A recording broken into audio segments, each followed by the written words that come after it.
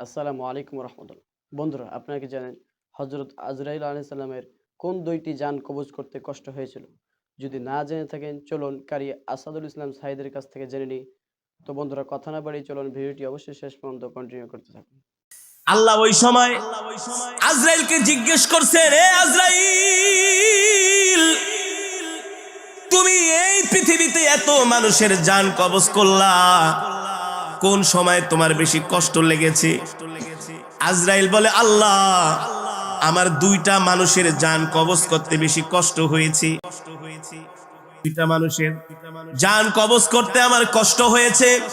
হায়াতুল হায়াওয়ানের মধ্যে এসেছে, আল বিদায়া ওয়ান নিহায়ার মধ্যে এসেছে। আজরাইল বলে, আমার দুইটা মানুষের জান কবজ করতে সবচেয়ে বেশি কষ্ট হয়েছে।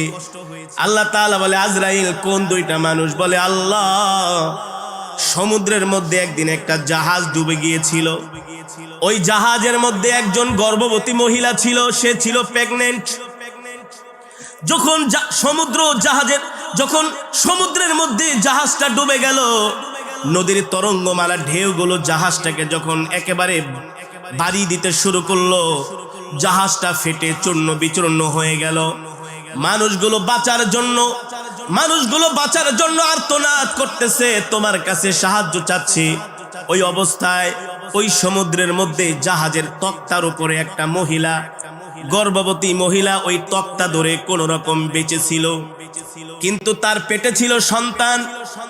সন্তানটা প্রসব করবে এই অবস্থায় আপনি আমাকে হুকুম দিয়েছেন, যাও এই মহিলার জান কবজ করে নিয়ে আসো। ওই সময় আমার খুব মায়া লেগেছিল, এই অবস্থায় যদি আমি এই মহিলার জান কবজ করি, এই মহিলারই কি হবে আর বাচ্চাটারই কি হবে? তাও সমুদ্রের মধ্যে প্রচন্ড ঢেউ। যদি তীরে হতো অথবা কোনো লোকালয় হতো, আমার এত মায়া লাগতো না।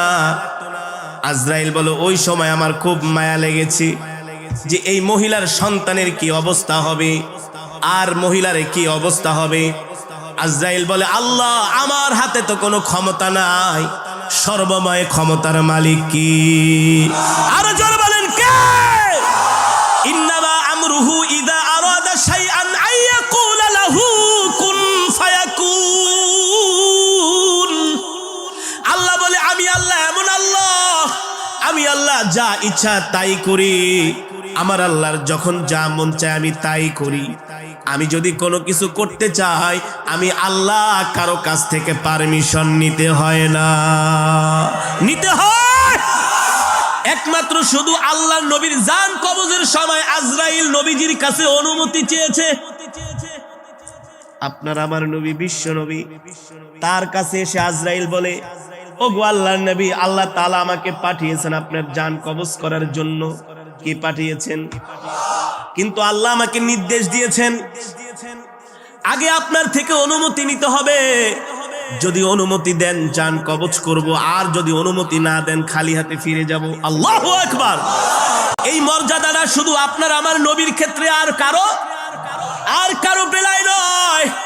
আজরাইল কাউকে গনে না, কারো কাছে আজরাইলের কোনো টাইম নাই। শুধু একমাত্র নবীর কাছে এসে বলেছেন, ওগো আল্লাহর নবী, আল্লাহ আমাকে পাঠিয়েছেন, আল্লাহ আপনার সাথে সাক্ষাৎ করতে চান। আল্লাহু আকবার। কে সাক্ষাৎ করতে চান? আল্লাহ আপনার সাথে সাক্ষাৎ করতে চান। আল্লাহ আমাকে আপনার কাছে পাঠিয়েছেন, যদি অনুমতি দেন জানটা কবজ করব, অনুমতি না দিলে খালি হাতে ফিরে যাব। আল্লাহর নির্দেশ। সুবহানাল্লাহ। হাবিবে কিবরিয়া রাহমাতুল লিল আলামিন বললেন, হে আজরাইল, অনুমতি দিব, তবে আমার আল্লাহর সাথে এখনো একটা কথা বলা বাকি রয়ে গেছে। আর জোরে বলেন সুবহানাল্লাহ।